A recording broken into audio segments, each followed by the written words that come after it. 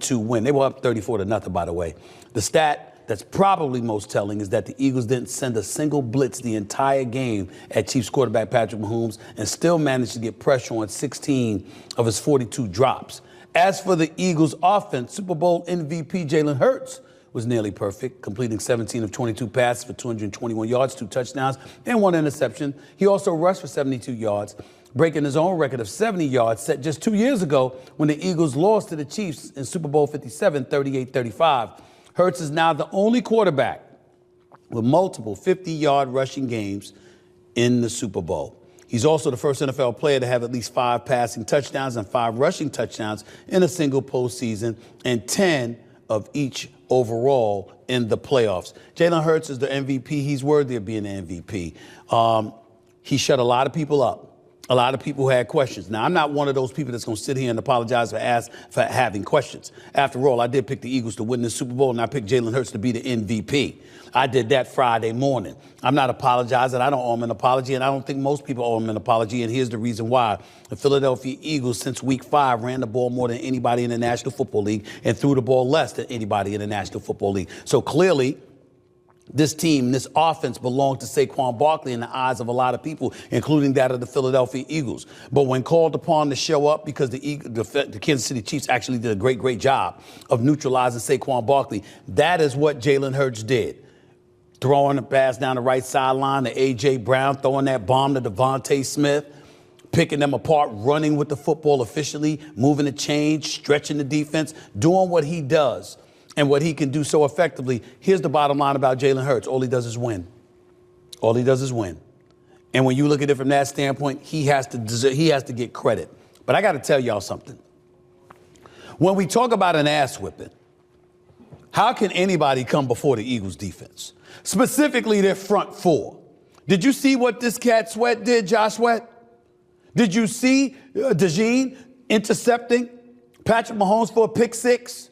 Did you see the Eagles front four waving off the rest of their defense saying, we got this. You don't need the blitz. We don't need any help. They were up in Patrick Mahomes' ass.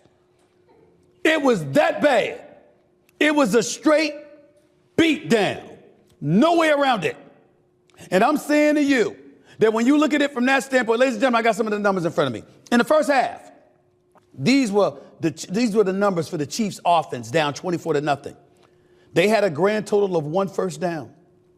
They had a grand total of 23 total net yards. Patrick Mahomes was already intercepted twice, a pick 6, and then one at his own 14-yard line, which led to another touchdown by the Philadelphia Eagles. So he basically gave them 14 points. The Eagles doubled them up on time of possession. Neither Travis Kelce nor DeAndre Hopkins had a single reception. And on top of it all, the Kansas City Chiefs were 0 for 6 on third down in the first half. Ladies and gentlemen, they didn't cross midfield until a few minutes remained in the third quarter. This is Patrick Mahomes. They didn't cross midfield until a few minutes remained in the third quarter. Patrick Mahomes never faced that kind of deficit in his career. He had never been sacked 6 times in his career. I mean, Lord have mercy. They got in his ass. And he was tap dancing in the pocket like the late, great Gregory Hines, God rest his soul, because he felt like he was being blitzed because they were like piranhas. They were all over him. That, to me, was the story of the game. Jalen Hurts was efficient. He deserved MVP. A.J. Brown got off. Devontae Smith got off. Nick Sirianni looks good today. Howie Roseman looks like a genius today.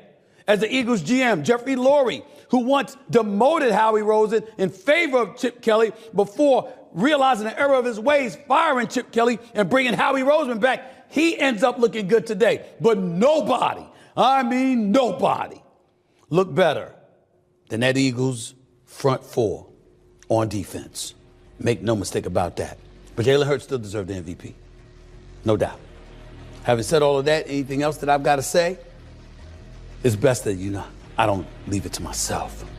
I bring in an expert voice, but not before I show you my sponsors for a minute. They've got something to say to you. Prize Picks, you've heard of them. You should have. They make you some. The type of game that we would like. But You got to give it up to Philadelphia. That's where I was going. It was an ass kicking. Yeah. It was an ass kicking, Chris. 40 to 22 does not indicate how dominant this damn game was. Make no mistake about it. What stood out most to you about this game? I was totally shocked that they were able to rush 4 people, the minimum amount of rush people, and put the maximum amount of pressure by doing that. And I know that Andy Reid and Patrick Mahomes have been doing this the last 5 years with hocus pocus, but they really got exploited as far as their weakness on that offensive line. Their left tackle is not a left tackle, and their right tackle is not a good right tackle. So Philadelphia was able to do that and play all their own coverages and keep all eyes on Patrick Mahomes. It was a great game plan, but they had the personnel to be able to execute that game plan. Chris, it's one thing for me if I see a game and it's like something's developing and you recognize that you might have an advantage, so you exploit it. It's another thing entirely when the Philadelphia Eagles appear to walk into the game knowing exactly what they were going to be able to do, seemingly having little to no concern whatsoever about their defensive line being neutralized in any way by the Kansas City Chiefs offensive line. Is that what you saw? Well, I think that they had a lot of confidence coming into the games. Anytime that you see a dominant defense, if we've seen the top defense in the NFL be in this game 13 times now, and 11 times that top defense has won the championship, only losing twice. So when you have 2 weeks to prepare, you can find out the weakness of the opposition like no other week during the season. So there was a time in Super Bowls where we saw a lot of blowouts. Now, not of late, we've had a lot of close matchups, but this was a blowout from the beginning, and it because of one unit, and that was the defensive front. Yeah, they had a great game plan. They didn't have to put their safeties and their linebackers in man-to-man, and you didn't have to blitz Patrick Mahomes, because that's what Fangio has figured out in the last 8 times that he faced Patrick Mahomes. Guess what? I haven't beat him. Guess what I did? I blitzed an awful lot. He's great against the blitz. So he was able to have that game plan, have the personnel, be able to play a style that he wanted to, and he got the support of the offense putting points on the board, which led to Kansas City's panic. You know, I'm looking at some of these numbers, CC, and I got to tell you something. When the Eagles were up 24-0 in the first half, which was a shock in and of itself, I knew Patrick Mahomes had already thrown a pick 6. I knew he had thrown another interception at his own 14-yard line. But I'm looking at some of these numbers. 24-0, 0 first downs, 23 total net yards, 0 for 6 on third down. What about Patrick Mahomes here? Well, we have seen the greatest players in this game, and that's why football is the ultimate team game. We give credit to the quarterback all the time. And then we also give blame to the quarterback. But he can't do his job if he can't get to the top of his drop. When you have a 4-man rush and he has 5 people protecting them, and the numbers advantage is on the offensive side. But Philadelphia, they flipped that. So, yes, Patrick Mahomes, he played an average game. All he had was 250, 3 touchdown passes. But the pick sixes and trying to force the ball was because he saw that not only do we not have an answer to this defense, but, offensively, Philadelphia is also putting points on the board. So that's fed up Patrick Mahomes' clock, even though in the previous Super Bowls that he won, he had been down by 10 points.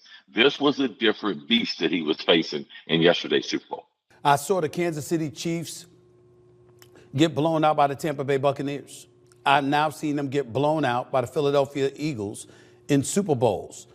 They've been outscored by 40 points.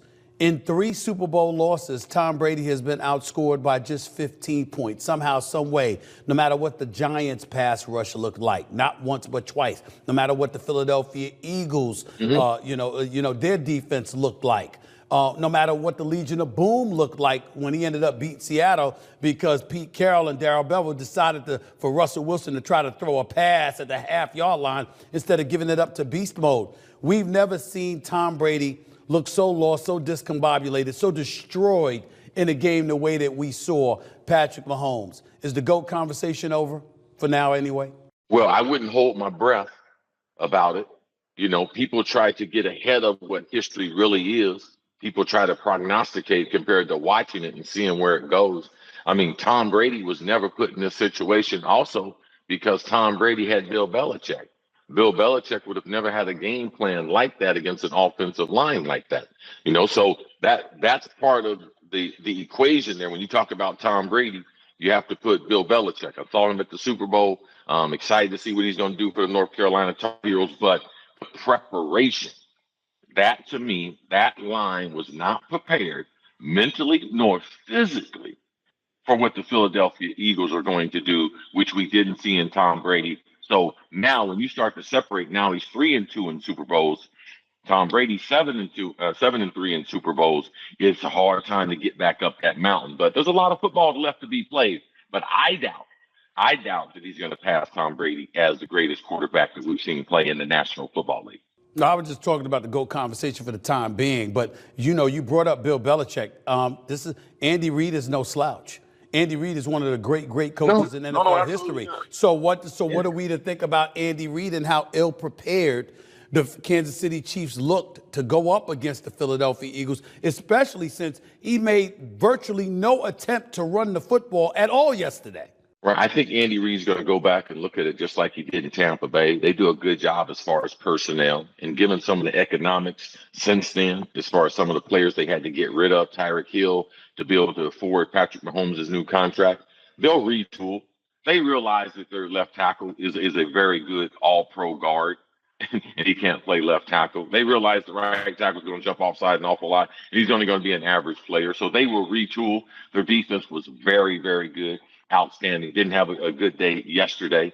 So that's what they'll do from a personnel department. They're going to put good players around Patrick Mahomes. His receiving core will be absolutely better next year than the one he had this year, just because of injury, subtraction, adding subtraction.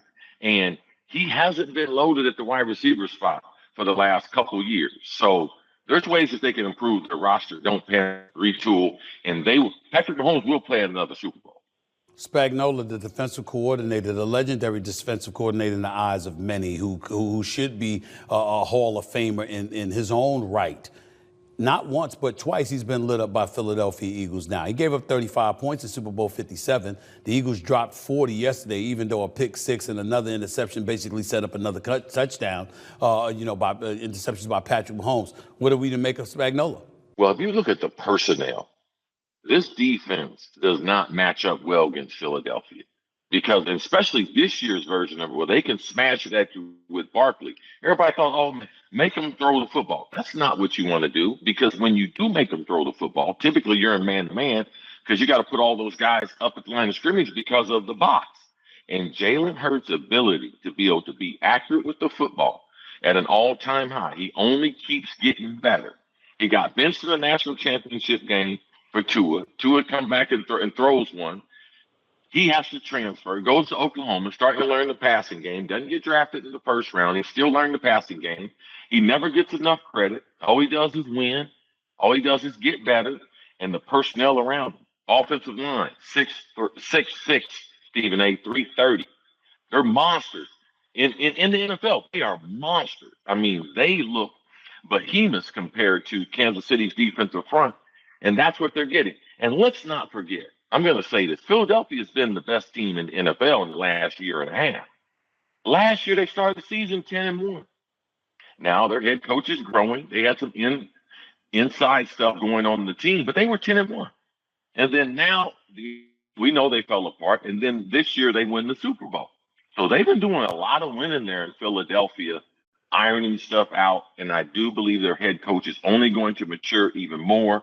And the players play hard for him. It's a special combination. So I can understand Spagnuolo. Yes, he does a great job. But the personnel, Philadelphia, Devontae's in those two meetings. Let me throw something at you about Jalen Hurts, because listen, the man deserves major props, no doubt to him. Congratulations, the whole nine.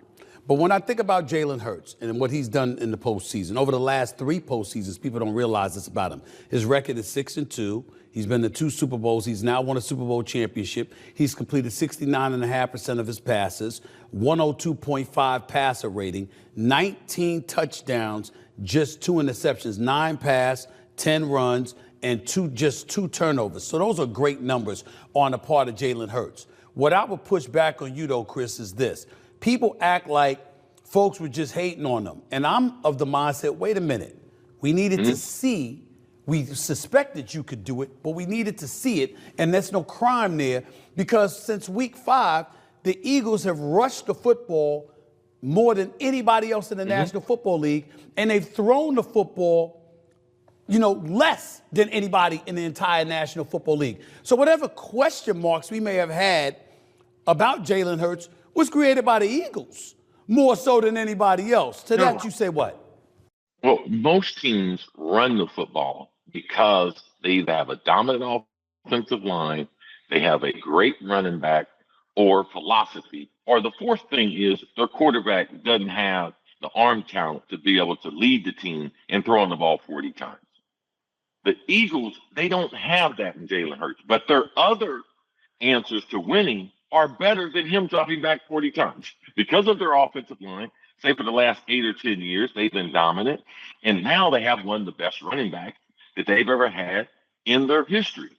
So now, how am I going to choose to win games? After the bye week, they said, Jeff Stoutland, offensive line coach, great guy, underrated in their system. We're going to run the football. Everyone bought into it. So when they're running the football, they get a lot of man-to-man on the outside. So there's a lot of ways to win games. Jalen Hurts' his development has been very, very different than a lot of other quarterbacks that we've seen. So a lot of times, to me, I'm like, I need to see a little more too. So I could understand that. Yes, you need to be able to see more, but sometimes people are not just running the ball because lack of arm talent. It's because of the overall way to be able to win a football game, utilize the talent that we have as far as, man, we're bigger than them. We're more physical than them. And there's a mentality from the team that goes through the fan base and the mentality of Philadelphians. So I think those different windows and his passing is still developing. It gave people that opportunity to say, you know something, he's not as good as Lamar. He's not as good as Patrick. He's not as good as Josh and some of these other players. Well, is he now? Yeah, you got to give it to him. All right, give it to him how? Whoa. I'm asking you a specific question. Give it to him how? Do you have him as a top 5 quarterback in the National Football League right now? Right now, if I got a draft, and if Jalen Hurts is not drafted right after that, it's just because we are in the elite time in quarterbacks. Okay? Now, I'm going to tell you something. Do you think if Joe Burrow wasn't in Philadelphia, they wouldn't have won some Super Bowls? If Josh Allen wasn't in Philadelphia, they wouldn't have won a Super Bowl. If Lamar was in Philadelphia. So I'm not going to say top 5, but he should be in the top 10. And just because he's not in the top 5, that is not a slap in the face, man. Right. We are in the golden age of dudes that can throw that football. Got it. Understood. And he happens to be one of them. Let me move on to